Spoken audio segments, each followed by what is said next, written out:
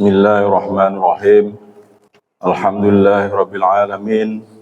Wassalatu wassalamu ala asrofil anbiya'i wal mursalin wa ala alihi wa sahbihi ajma'in. Amma ba'd. Wa qala ta'ala fil Qur'anil 'azim. A'udzu billahi minasy syaithanir rajim. Innal ladzina qalu rabbuna Allah thumma istaqamu tatanazzalu 'alaihimul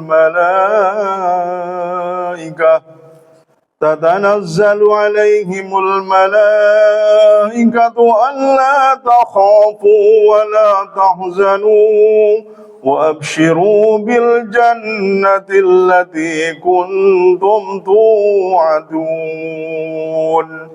Nahnu awliya'ukum fil hayatid dunya wa fil akhirah wa lakum fiha ma tashtahi anfusukum wa lakum fiha ma tad'un nuzulan min ghafurir rahim. Al-ayah wa qala Nabi sallallahu alaihi wasallam, man ahya sunnati faqad ahabbani wa man ahabbani kana ma'i fil jannah. Shadaqallah wa shadaqa Rasul Karim. Ma'asyiral muslimin wal muslimat, jamaah Masjid Baitul Mukminin yang sama-sama dimuliakan oleh Allah Subhanahu wa taala. Marilah kita pada kesempatan pada pagi hari ini senantiasa untuk menyampaikan syukur kita kehadirat Allah Subhanahu wa taala, karena Allah telah memberikan kepada kita nikmat yang berlipat ganda.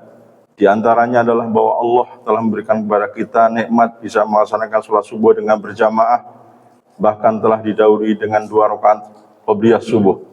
Yang Rasulullah SAW sebutkan dalam satu hadis bahwa 2 rakaat qobliyah subuh keutamaannya adalah khairum minad dunya wa ma fiha, lebih baik dari dunia dan seisinya. Oleh karena itu pagi-pagi ini kita telah berperang dengan setan-setan yang terkutuk. Kita bisa mampu melangkah kaki kita ke rumahnya Allah dalam rangka melaksanakan sholat subuh dengan berjamaah. Dan sesungguhnya Allah Subhanahu wa taala memberikan kepada kita umur yang panjang adalah bahwa Allah masih memberi kesempatan kepada kita seluas-luasnya untuk terus-menerus memperbaiki iman dan amal kita. Sehingga pada saat kita dipanggil oleh Allah, cepat atau lambat, kapan dan di mana saja, kita bisa mempertanggungjawabkan amanah kehidupan, amanah Islam yang ada di dalam diri kita masing-masing. Hadirin hadirat yang berbahagia, pagi hari ini tidak lupa kita sampaikan shalawat dan salam kepada baginda Nabi kita Muhammad sallallahu alaihi wasallam yang telah membawa risalah Islam kepada kita semua, sehingga dengan risalah Islam itulah kita bersama-sama dapat merasakan nikmat iman dan Islam sebagaimana yang kita rasakan pada pagi hari ini.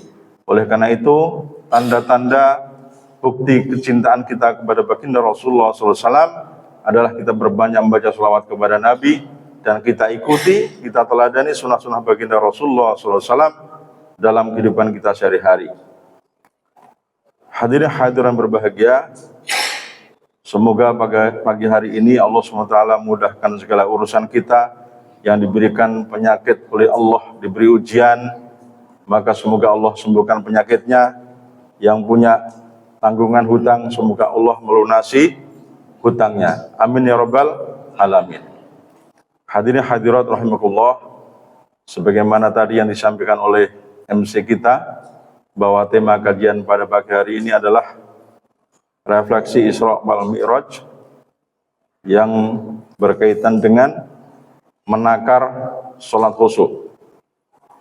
Kita tahu bahwa Isra dan Mi'rajnya baginda Rasulullah SAW ini adalah hadiah yang paling utama menerima perintah sholat. Dan sholat ini adalah merupakan perintah dari Allah kepada baginda Rasulullah SAW yang diterima langsung oleh Rasulullah SAW, tidak melalui perantara. Kalau Rasulullah diperintahkan melaksanakan ibadah haji, menunaikan zakat, ya, melaksanakan puasa, itu melalui malaikat Jibril, masih pakai perantara.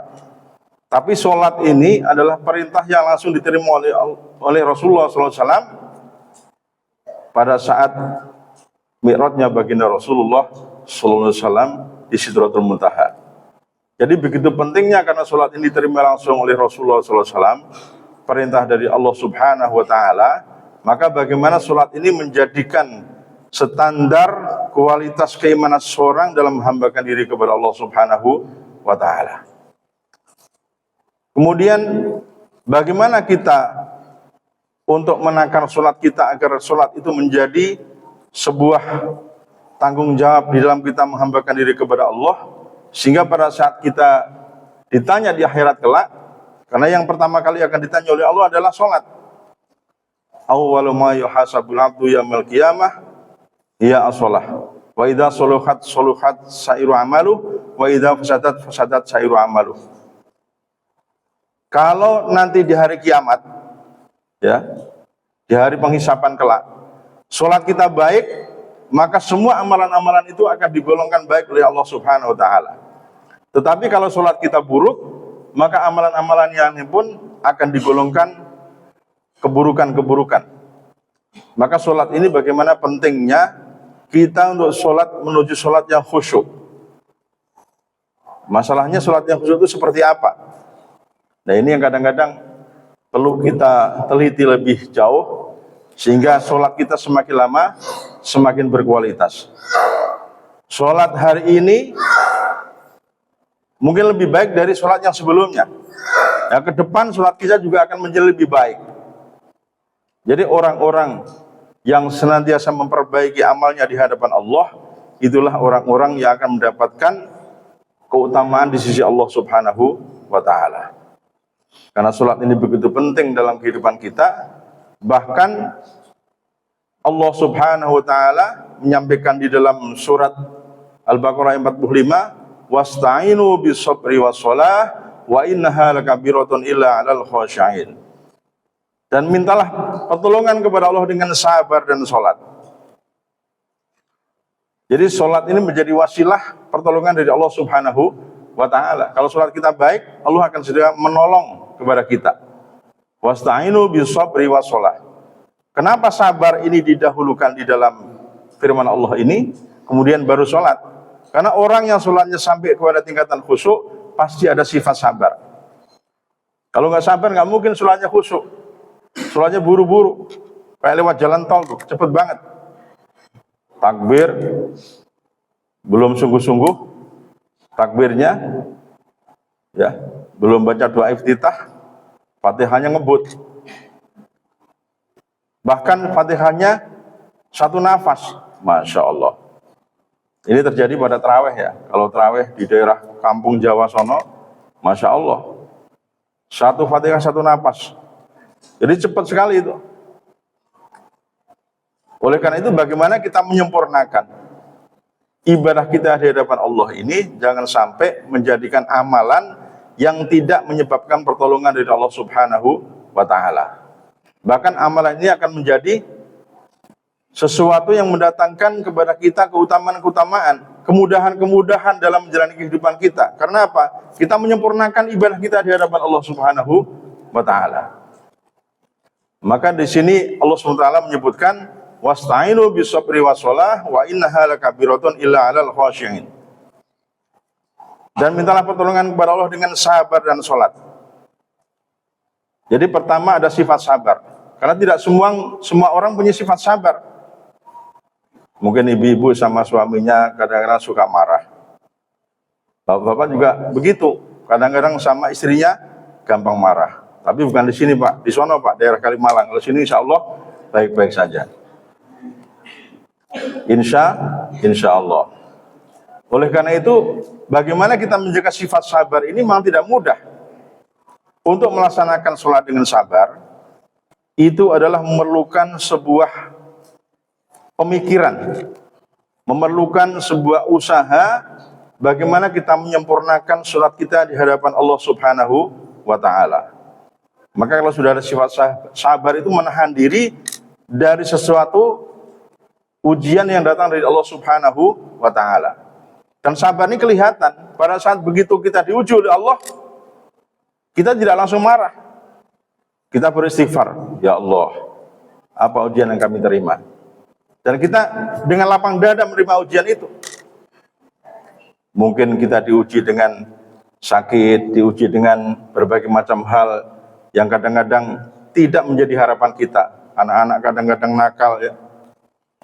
Punya istri sudah agak-agak ya setengah umur, sudah kadang-kadang genit juga. Begitu juga bapaknya sama. Punya suami kadang-kadang sudah setengah umur, Masya Allah. Makin lama makin genit. Ini ujian buat kita. Jadi kita jangan marah-marah. Banyakkan istighfar saja. Nah, dengan latihan-latihan mengalami berbagai macam ujian yang dalam kehidupan kita sehari-hari, maka sholat pun akan terjaga. Maka di sini dikatakan, wasta'inu bisabri wassalah. Kalau sudah bisa menjaga kesabaran di dalam menjalani kehidupan sehari-hari, sholat pun nanti akan terjaga kesabarannya. Takbir, sempurna sabar. Sholat, gerakan-gerakannya juga sempurna, karena ada sifat sabar. Kalau sudah tidak ada sifat sabar, Masya Allah, takbir, ya berdiri, belum sempurna berdiri, sudah ruku, ruku belum sempurna, sudah sujud. Sujud belum sempurna, sudah duduk. Duduk belum sempurna, sudah mau sujud lagi. Itu karena tidak ada sifat sabar. Makanya bagaimana kita mendapatkan sholat khusyuk ini memang tidak mudah. Dan sholat khusyuk ini tidak bisa direkayasa. Saya sholatnya pingin pelan-pelan, biar nanti orang mengatakan sholat saya khusyuk. Nah, ini malah gak khusyuk. Sudah bukan karena Allah lagi. Biar dianggap khusyuk, ini mana bukan khusyuk. Khusyuk kelihatannya di depan manusia, tapi di hadapan Allah SWT nol besar. Maka sabar ini bagaimana juga kita menahan diri dari sesuatu hal yang tidak menjadikan marah buat kita semata-mata karena Allah Subhanahu wa ta'ala. Wasta'inu bisabri wassalah wa innaha lakabiratun illa 'alal khashiyin. Sabar dan salat itu adalah dikaitkan menjadi satu. Sabar dan salat. Wa innaha lakabiratun. Kedua hal ini masalah yang besar, bukan masalah kecil. Orang untuk sabar itu tidak mudah. Dan orang yang sholatnya ada kesabaran di dalamnya juga tidak mudah. Tetapi dua hal sifat ini bisa dilalui dengan baik, kecuali orang-orang yang khusyuk. Khusyuk itu kalau dalam tafsir Al-Munawwir disebutkan, khusyuk itu adalah tunduk, patuh, dan takluk. Tunduk artinya kita tunduk dengan hukum-hukum Allah Subhanahu wa ta'ala. Bagaimana syarat rukunnya sholat dipenuhi, baik di dalam sholat maupun di luar sholat. Kalau yang haram kita hindari. Perintah Allah kita laksanakan. Larangan Allah kita jauhi. Sunnahnya kita hidupkan. Itu namanya orang yang tunduk dengan hukum-hukum Allah Subhanahu wa ta'ala. Tunduk, patuh, dan takluk. Patuh ini adalah kita senantiasa disiplin menjaga perintah-perintah Allah. Ada usaha sungguh-sungguh untuk menjaga perintah-perintah Allah, ada usaha sungguh-sungguh untuk meninggalkan larangan-larangan Allah, dan ada kesungguh-sungguhan untuk menghidupkan sunnah baginda Rasulullah Shallallahu Alaihi Wasallam. Maka di samping sholat ini ada hal-hal yang wajib, ya, syarat rukunnya terpenuhi, juga yang sunnah-sunnah kita laksanakan, termasuk doa iftitah, ya. Allahu Akbar kabira walhamdulillah katsira, dan seterusnya sampai selesai. Ini termasuk sunnah. Tetapi kalau orang yang ingin sholatnya menjadi baik, sholatnya menjadi khusyuk, maka sunnah-sunnah pun akan terjaga. Apalagi seorang imam, Masya Allah, harus menjaga itu sunnah-sunnahnya. Nanti kalau imam nggak menjaga sunnah, yang belakang mau hidupin sunnah, jadi nggak ada kesempatan. Katakanlah membaca Subhana Rabbil Azim wa bihamdih. Ya. Syarat rukunnya wajibnya cuma sekali, sunnahnya 3 kali. Nah kalau imamnya cuma sekali kan ngebut. Yang belakang mau 3 kali udah nggak sempat. Baru Subhana Rabbil Azim wa bihamdih sudah berdiri. Nah, maka imam ini juga tidak sembarangan. Orang sudah dilantik menjadi imam ini, orang sudah faham dengan syarat rukunnya sholat, faham dengan fikih tentang sholat. Jadi luar biasa. Jadi kita sama imam itu jangan menganggap sembarangan. Itu seorang yang sudah merupakan pilihan Allah Subhanahu wa ta'ala. Berusaha melaksanakan sholat dengan sebaik-baiknya di hadapan Allah. dan juga di hadapan manusia. Jadi sholat khusyuk tidak bisa direkayasa. Kita hanya berusaha bagaimana agar sholat diterima oleh Allah sesuai dengan syarat rukunnya sholat. Bukan direkayasa maksudnya saya sholat ingin pelan biar dianggap khusyuk. Nah, ini tidak bisa. Malah tidak khusyuk sholatnya karena bukan karena Allah lagi. Ini hati-hati. Nah, kemudian tunduk, patuh, dan takluk. Takluk ini artinya apa? Hati kita ada hubungan dengan Allah Subhanahu wa Ta'ala. Setiap kita sholat ada hubungan dengan Allah Subhanahu wa Ta'ala. Jadi kita sholat ini jangan sembarangan. Sholat kemudian asal-asalan. Jangan. Kita sedang berhadapan dengan Allah Subhanahu wa Ta'ala, maka kita harus berhati-hati. Sholat kita mempersembahkan yang terbaik apa yang kita amalkan di hadapan Allah Subhanahu wa Ta'ala. Maka para ulama menggambarkan dalam sifatus sholatun Nabi, sifat-sifat sholat Nabi itu ada 4 hal yang perlu kita perhatikan di dalam kita mendapatkan sholat khusyuk. Yang pertama adalah isbaghul wudu. Kita sempurnakan wudu kita.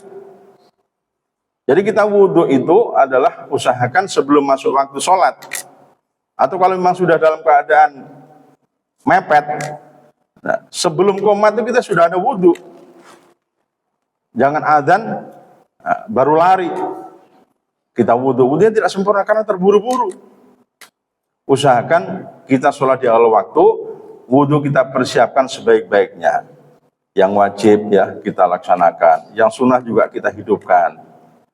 Apalagi kita pada saat sholat subuh, ini wudunya sempurnakan sunnah-sunnahnya.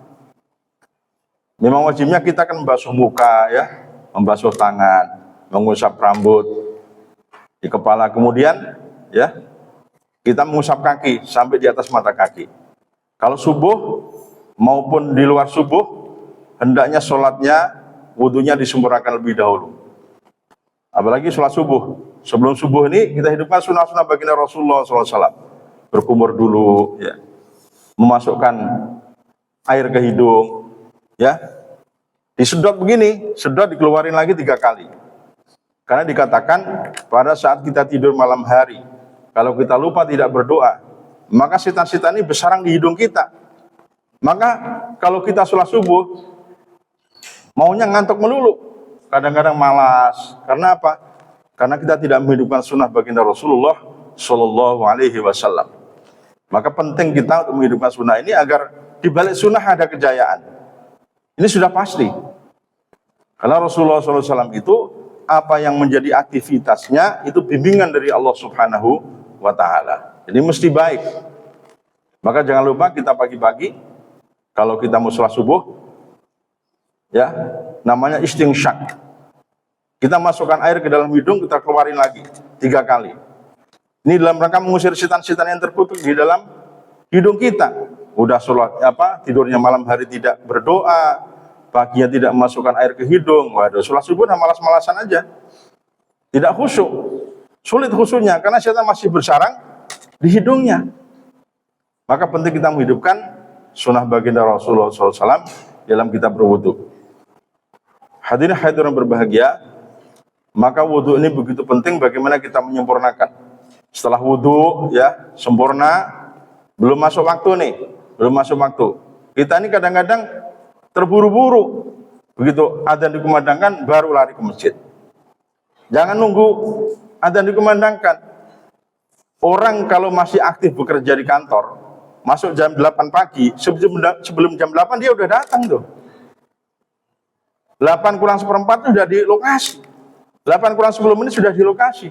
Karena untuk apa? Untuk memperbaiki kondisi kerjaannya. Kondisi kerjaannya biar baik. Dilihat oleh atasannya.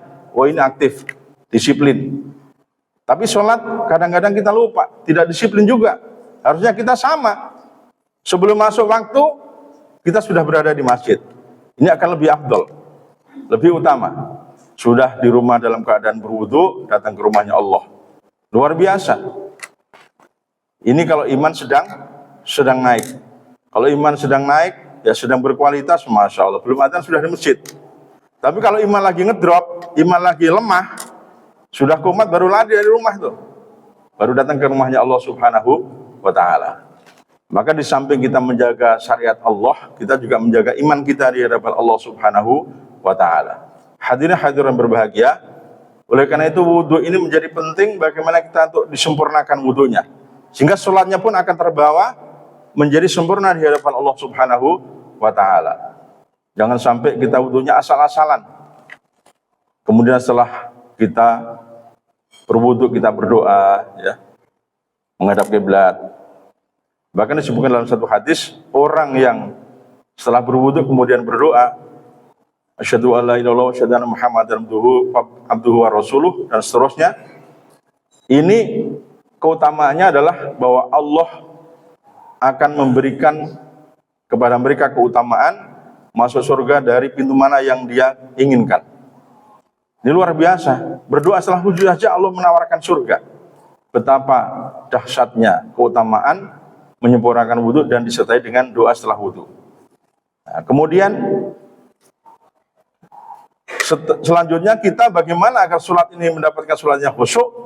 Wudhu dengan sempurna, rukun-rukunnya kita tunaikan dengan baik, sunnah-sunnahnya kita laksanakan dengan sebaik-baiknya. Yang kedua adalah bagaimana untuk mendapatkan sholat khusyuk ini, kita menyempurnakan niat di hadapan Allah. Kita niat sholat semata-mata ikhlas mengharap ridho Allah Subhanahu wa Ta'ala. Pada saat takbir Allahu Akbar, ini kita betul-betul konsentrasi. Kita mengucapkan Allahu Akbar, berarti yang lain-lain kecil. Urusan rumah tangga, ya, urusan keluarga, sementara kita tinggalkan dulu. Allahu Akbar, Allah yang Maha Besar.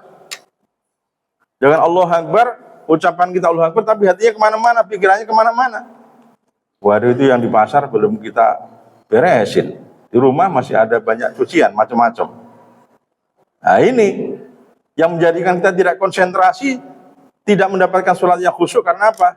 Tidak betul-betul mengharap ridha Allah Subhanahu wa Ta'ala. Minimal takbir Allahu Akbar itu betul-betul kita konsentrasi, kita sholat semata-mata mengharap ridha Allah Subhanahu wa Ta'ala. Ini penting untuk kita jaga. Karena kalau kita sudah niatnya tidak diperbaiki dengan sebaik-baiknya, ini sholatnya nanti sudah oleng. Kalau takbirnya sudah nggak konsentrasi, masya Allah, sholatnya banyak yang lupa itu. Ini sudah berapa rakaat ya? Nah, ini sudah rukuk belum tadi ya? Ini banyak yang lupa karena apa? Dari takbir saya sudah tidak konsentrasi. Maka penting untuk menjaga konsentrasi ini pada saat kita takbir, sehingga Allah akan menjaga kita. Apalagi diawali dengan kita membaca ta'awudz, a'udzubillahi minasyaitonirrajim, membaca surat An-Nas. Kita mohon perlindungan kepada Allah dari godaan-godaan setan yang terkutuk. Penting untuk kita jaga, karena sholat ini bukan main-main. As-sholatu mirajul mu'minin, sholatnya itulah mirajnya orang-orang yang beriman. Jadi ini bukan masalah sepele. Kita harus konsentrasi penuh. Bagaimana sholat ini menjadikan sholat yang terbaik di hadapan Allah Subhanahu wa Ta'ala. Maka niat semata-mata karena Allah ini penting, ikhlas. Bukan karena kita pengen dipuji, atau kata kalau tidak sholat di masjid aku dicela oleh saudara kita yang lain. Nah ini pikiran-pikiran seperti ini perlu kita jauhi. Memang awalnya kadang-kadang kita tergoda dengan berbagai macam hal yang bersifat riya, mengharap pujian atau takut dicela kalau kita tidak beramal. Ini manusiawi lah. Tapi begitu kita mau takbir, kita luruskan niat kita semata-mata mengharap ridho Allah Subhanahu wa Ta'ala. Harus seperti itu kalau ingin sholatnya khusyuk. Kalau kita masih mengharap hal-hal yang lain, sulit sholatnya untuk menjadi sholat yang khusyuk ini. Karena sholat ini seperti tadi imam, ya, imam itu bukan untuk menyenangkan makmum, atau makmum pingin sholatnya yang selera, kemudian memaksakan imam harus begini, tidak boleh. Kita sholat jadi imam atau makmum semata-mata melaksanakan perintah Allah dan menghidupkan sunnah baginda Rasulullah Shallallahu Alaihi Wasallam. Jadi bukan meni selera manusia. Ini penting kita jaga.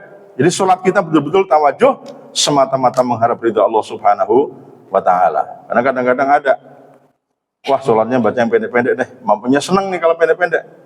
Baca ina atau ina melulu sama kulhu. Kalau baca yang lain panjang dikit aja udah dehem-dehem. Nah, itu nggak boleh begitu. Jadi kita sholat, makmum atau imam tidak memenuhi keinginan manusia, tidak memenuhi keinginan nafsu, tetapi bagaimana kita sholat melaksanakan perintah Allah itu adalah kita memenuhi kehendak Allah Subhanahu wa ta'ala, memenuhi syarat guna sholat yang ada dalam kehidupan kita sehari-hari. Hadirin hadirin yang berbahagia. Kemudian setelah kita bagaimana menajamkan niat kita semata-mata karena Allah, yang ketiga adalah menyempurnakan gerakan sholat. Gerakan sholat, terutama bacaan dulu. Kita membaca takbir yang mantap, Allahu Akbar. Kadang-kadang ada baca takbir, Allah Akbar, Masya Allah. Kayak orang pelo aja, padahal orang sehat. Kalau memang mereka sakit ya, apa boleh buatlah, namanya orang sakit. Kita maklumi, tapi yang semangat, Allahu Akbar. Jangan udah takbirnya sembarangan, tangannya juga pengen bikin Allah, Masya Allah. Jangan begitu. Semangat di hadapan Allah Subhanahu wa ta'ala. Dan juga kita pakai pakaian yang terbaik. Pakai pakaian yang terbaik. Ini kita mau bertemu dengan Allah Subhanahu wa ta'ala. Kadang-kadang orang pakai pakaian yang sembarangan mau sholat.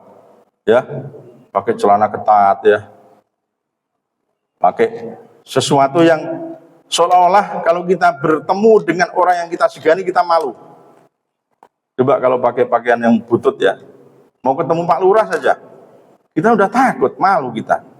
Mau sholat berhadapan dengan Allah sembarangan. Harusnya kita mau bertemu dengan Allah tuh pakai pakaian yang terbaik. Tidak harus baru. Yang penting bagaimana memenuhi adab-adab. Memang syarat rukunnya sholat itu bagaimana menutup aurat. Menutup aurat. Mulai dari pusar sampai ke lutut. Sudah tertutup, mohon maaf nih, kayak sholatnya Jojon almarhum ya. Itu celananya kan sudah menutup pusar sampai di bawah lutut. Secara syar'i sudah memenuhi itu. Tapi itu belum menjaga adab-adab untuk melaksanakan sholat. Lazimnya kita pakai baju yang rapi ya. Begitu. Jadi jangan asal-asalan. Kalau kita menghadap orang yang kita segani saja malu, mau pakai pakaian yang kita kenakan, bagaimana kita berhadapan dengan Allah tidak malu untuk mempersembahkan yang terbaik di hadapan Allah Subhanahu wa ta'ala. Maka bacaan kita perbaiki. Allahu Akbar. Kemudian membaca kita juga yang bagus. Bacanya tartil ya. Memenuhi dengan tajwid yang benar, jangan asal-asalan. Fatihahnya benar kita baca, bacaan-bacaan yang lain juga benar, membaca surat-surat dalam Al-Quranul Karim, berusaha tartil, tajwidnya benar, makhrajul hurufnya benar. Itu kita usahakan. Kalau kita baca Subhana Rabbiyal Azim wa bihamdih, jelas. Jangan Subhana Rabbiyal Azim, Subhana Rabbiyal Azim, Subhana Rabbiyal Azim. Nah, cepet-cepetan begini kadang-kadang kita tidak konsentrasi. Kita sedang berhadapan dengan Allah. Subhana Rabbiyal Azim wa bihamdih. Jadi jelas bacaan kita. Ini penting untuk kita jaga. Sehingga sholat ini akan mendatangkan sholat yang khusyuk. Kemudian pada saat kita ruko itu adalah membentuk sudah siku-siku. Begini. Ini kalau para ulama fikih yang masyhur. Jadi kalau kita pada saat ruko, di tengah-tengah punggung kita itu ya, kalau dikasih gelas seperti ditaruh begini, itu tidak tumpah airnya. Tidak terlalu mendangak ke atas atau terlalu ke bawah. Kalau ditaruh telur di tengah-tengah punggung kita itu tidak jatuh. Tidak ke depan atau tidak ke belakang. Ini. Jadi kita kadang-kadang kurang menyempurnakan rukuk kita. Perlu kita sempurnakan rukuknya dengan sempurna. Orang-orang yang dalam keadaan sakit, ini menurut tim kesehatan ya, yang mereka sudah mencoba bagaimana sholat khusyuk menyempurnakan gerakan. Kalau mereka memang mau melaksanakan gerakan sholat dengan sempurna, Allah akan berikan mereka kesehatan. Awal-awalnya susah. Rukuk yang sempurna kadang-kadang sakit ya, pinggangnya sakit. Kalau sudah berusaha menyempurnakan rukuk itu dengan sempurna, Allah yang menyembuhkan. Jangan kemudian rasa sakit sedikit, udah semuanya sendiri. Coba dipaksain. Kalau memang masih sakit, pelan-pelan bertahap sampai sempurna rukuknya, membentuk sudut siku-siku betul-betul. Nanti Allah yang akan kasih kesehatan. Nah, termasuk kita pada saat sujud. Sujud itu adalah bagaimana jidat kita ini menyentuh tempat sholat. Jangan sampai kita jidatnya tutup oleh songkok ya. Kadang-kadang ada orang sholat begini nih.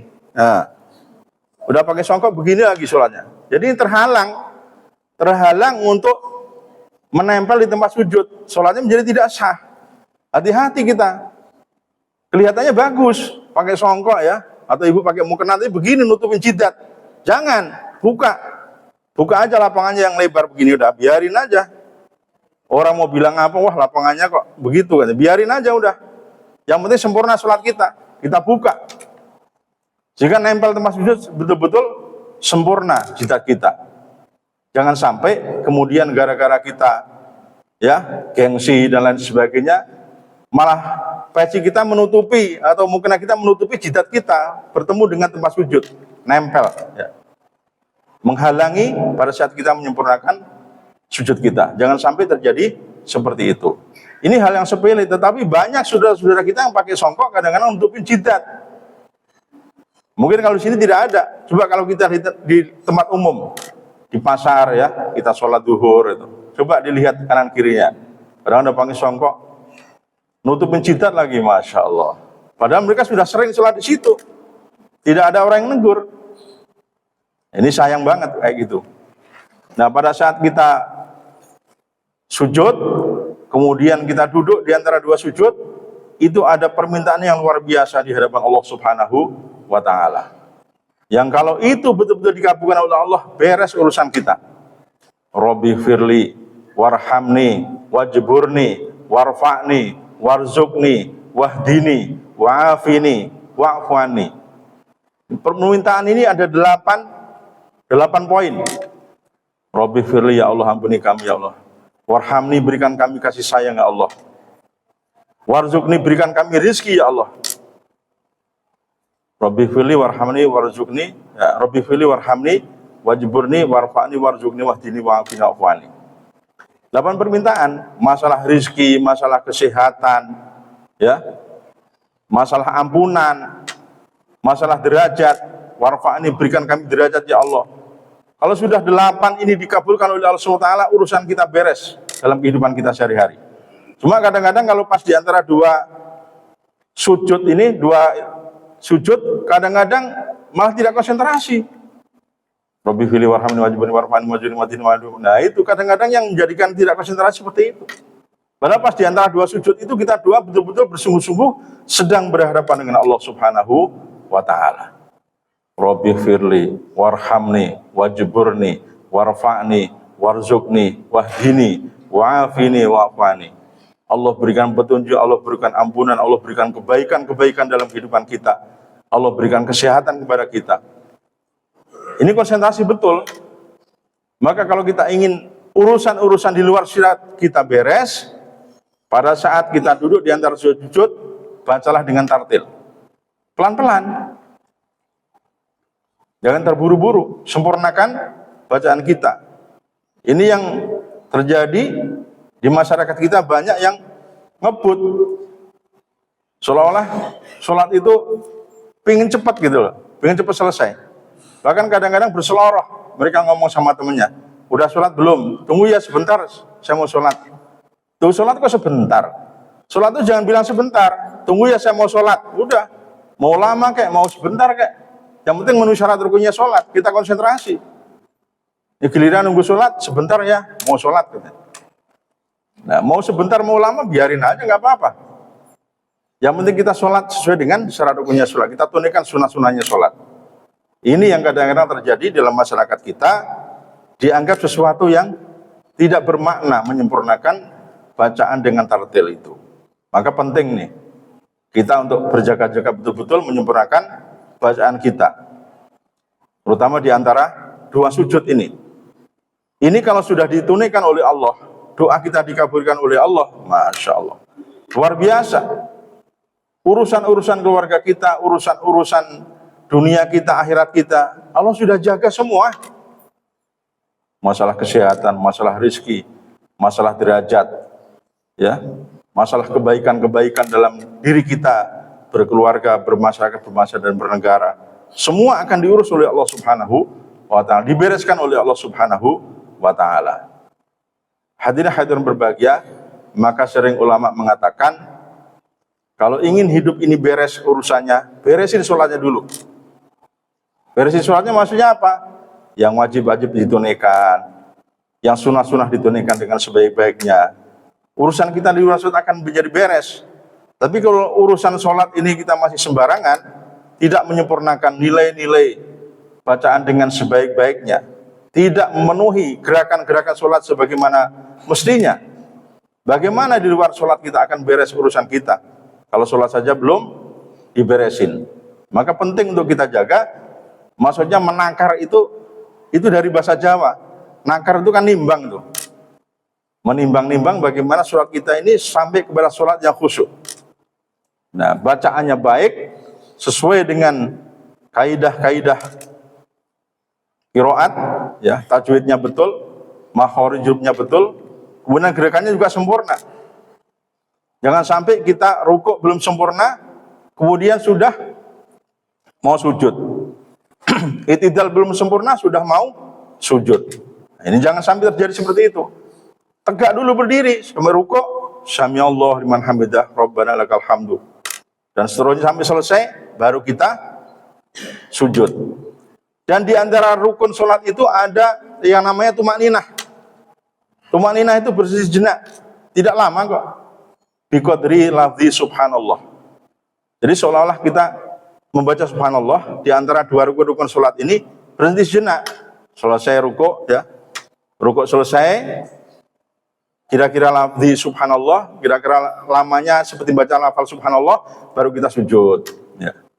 Sujud selesai, nah, kita duduk, baca doa dulu selesai, jaga tumakninah dulu.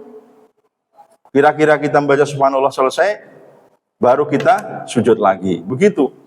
Jangan terburu-buru. Sempurnakan bacaan dan sempurnakan gerakan.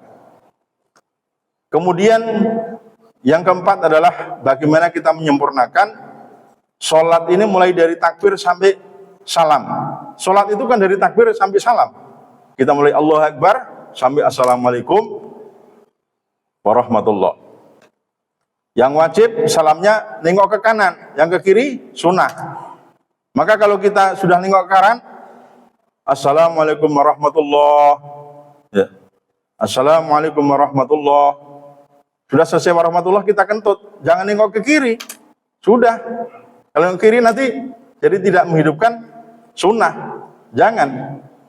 Ya sudah, kalau kita sudah nengok ke kiri, sudah nengok ke kanan, ya kita batal, sudah gugur kewajiban kita. Jadi wajibnya yang kanan, ke kiri itu sunnah.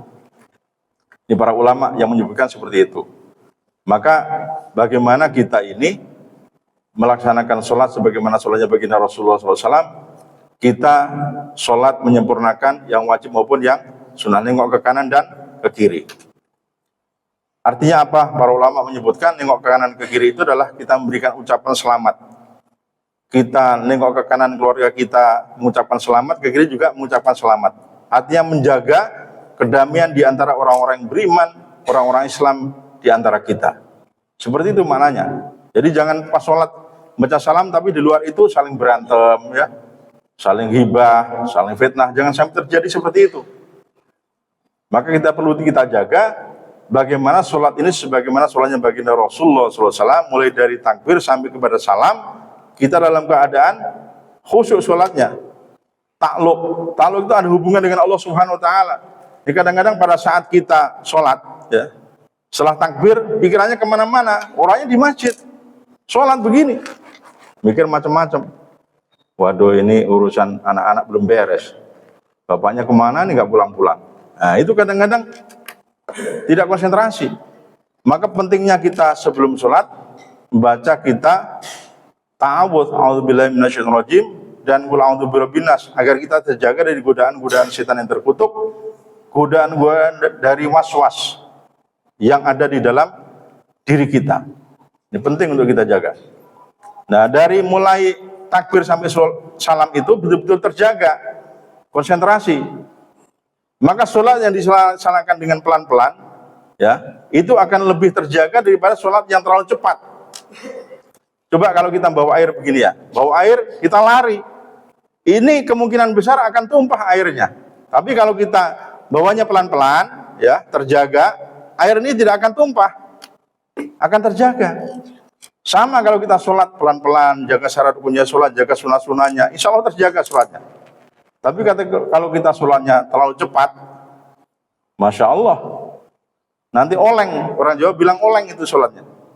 Ya sholat sih sholat, sudah terpenuhi syarat rukunnya, tetapi kurang ada keutamanya dalam kita melaksanakan sholat khusyuk. Hadirin berbahagia.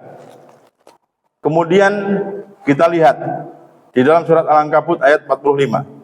Inna sholata tanha 'anil fahsya'i wal munkar. Sholat itu dapat mencegah dari sifat keji dan mungkar. Ini sholat itu bisa memperbaiki akhlak kita. Biasanya kalau orang sudah baik-baik akhlaknya, sudah terjaga adab-adabnya di dalam menjalani kehidupan sehari-hari, biasanya sholatnya sudah bagus. Maka kalau sholatnya belum bagus, perlu kita perbaiki terus. Niatnya, ya, gerakannya, bacaannya terus kita perbaiki. Nanti lama-lama Allah akan perbaiki akhlak kita. Itu sudah pasti. Ini ayat qat'i. Artinya ayat-ayat yang sudah pasti jaminan dari Allah Subhanahu wa taala, barang siapa yang melaksanakan sholat dengan khusyuk pasti akan hilang sifat-sifat keji dan kemungkaran di dalam kehidupan mereka.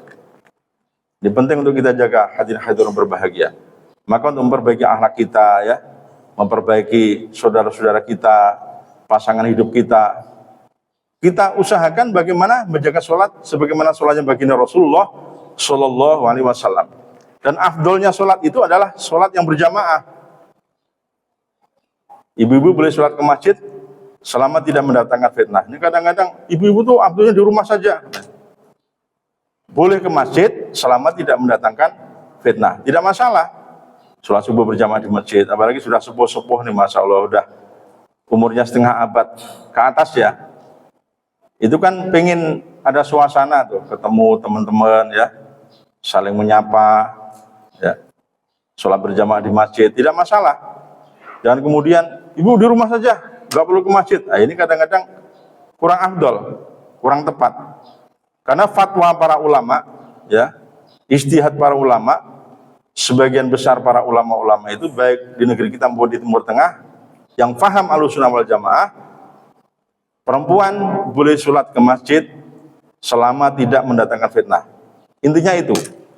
Maka jangan melarang, kemudian dilarang nggak boleh ke masjid, nggak boleh ini. Nah, itu kurang tepat itu.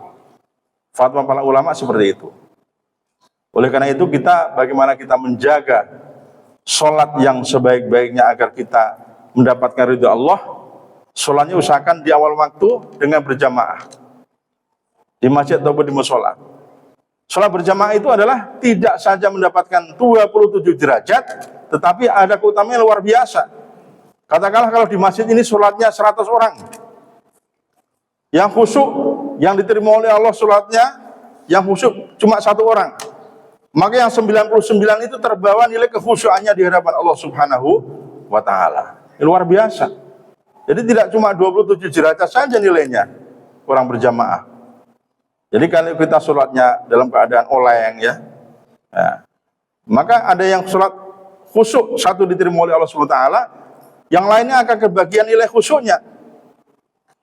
Kalau kita jadi imam, kalau lupa cepat ketahuan. Tapi kalau makmum, udah berapa rakaat nih ya? Mau atahiyat beberapa nih? Ya enak aja, tinggal ngikut aja kan? Imam Allahu Akbar berdiri, tinggal ngikut. Tapi kalau imam yang lupa, nah ini, maka imam sebenarnya bukan sembarangan itu. Orang jadi imam itu adalah orang-orang pilihan di hadapan Allah Subhanahu wa ta'ala. Maka kita harus hormat, ya, kepada imam. Karena apa? Karena memang orang-orang pilihan terjaga betul-betul, menjaga perintah Allah, sunnah Rasulullah, baik di dalam sholat maupun di luar sholat. Maka Allah akan jaga beliau. Hadirin berbahagia, maka pentingnya kita menjaga sholat khusyuk ini agar kita mendapatkan pertolongan dari Allah Subhanahu wa ta'ala. Disebutkan dalam surat Al-Ankabut ini adalah inna sholata tanha 'anil fahsya'i wal munkar wa la dzikrullahi akbar. Zikir yang paling besar, yang paling utama adalah sholat.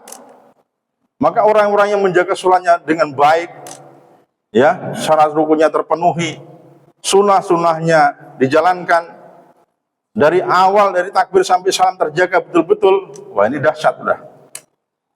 Maka sekali minta pertolongan kepada Allah, Allah akan kabulkan doanya. Karena apa? Sholatnya betul-betul terjaga di hadapan Allah Subhanahu wa Ta'ala. Dan kita ulangi lagi, jangan sampai kita ingin sholat khusyuk, agak-agak berlama-lama dikit, tidak terlalu cepat, tapi ingin dianggap khusyuk. Nah, ini jangan sampai terjadi. Sudah salah niat, berarti itu tidak khusyuk meskipun kelihatan lama sholatnya. Jadi kita khusyuk tidak direkayasa, betul-betul memenuhi syarat rukunnya sholat, semata-mata mengharap Allah, ya, ridho Allah. Allah yang memberikan kekhusyuan kepada kita, Allah yang menyempurnakan sholat kita, yang menyempurnakan kekhusyuan sholat kita. Karena kita niatnya lurus semata-mata mengharap ridho Allah Subhanahu wa Ta'ala. Hadirin berbahagia, maka sebagai kesimpulan dari kajian kita pada pagi hari ini adalah bagaimana untuk menakar sholat kita menjadi sholat yang khusyuk. Kita lihat dari mulai wudunya, ya. Pertama, wudunya sempurna, yang wajib maupun sunnah kita tunaikan. Yang kedua, bagaimana niatnya kita sholat semata-mata mengharap ridho Allah Subhanahu wa Ta'ala betul-betul terjaga. Yang ketiga, bagaimana kita menyempurnakan bacaan dan gerakan sholat. Kemudian yang keempat adalah kita konsentrasi sedang menghadap Allah, betul-betul terjaga dia semata-mata menghadap ridha Allah, mulai dari takbir sampai kepada salam. Kalau ini sudah terjaga 4 hal, insya Allah sholat kita akan menjadi sholat yang khusyuk, yang mendatangkan pertolongan dari Allah Subhanahu wa Ta'ala, dan akan memperbaiki akhlak kita di hadapan Allah Subhanahu wa Ta'ala. Barangkali ini yang dapat kami sampaikan. Mungkin ada yang ingin menambahkan. Gimana Ustaz? Cukup. Kalau tidak ada yang ingin menambahkan, kita tutup dengan doa kifaratul majlis, ya. Yang penting jangan sampai lupa 4 hal itu betul-betul kita jalankan untuk mendapatkan sholat yang khusyuk di hadapan Allah Subhanahu wa Ta'ala. Demikian, kurang lebihnya mohon maaf. Aku qouli hadza wa astaghfiruka minkum. Wallahu muwaffiq ila aqwamit thoriq. Subhanakallah wa bihamdika asyhadu an la ilaha illa anta astaghfiruka wa atubu ilaik. Assalamualaikum warahmatullahi wabarakatuh.